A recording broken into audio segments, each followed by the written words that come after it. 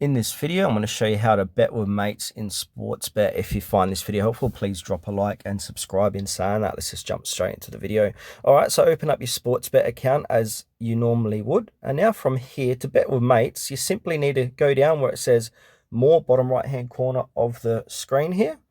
And then if we scroll down these different options, you'll see bet with mates. Go ahead and click onto bet with mates. And now you can start a group bet together. So if we go ahead and click on how does it work.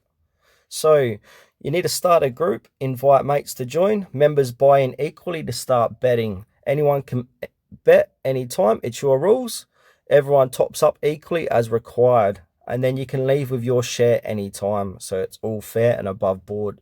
So yeah, it's a fun way to bet with mates. So what you need to do is start a group, or you can join a group. So if you got a group number, put it in here, click on join a group, and then you'll join your friends group. I'm just going to quickly show you how to start a group. So go ahead and click on start group. Now from here, you can set a buy-in. So members must transfer this to join. So if you want, say if you got like 5 friends or 5 mates that you want to join in, and everyone puts 50 bucks in. So you're going to do it per member is $50.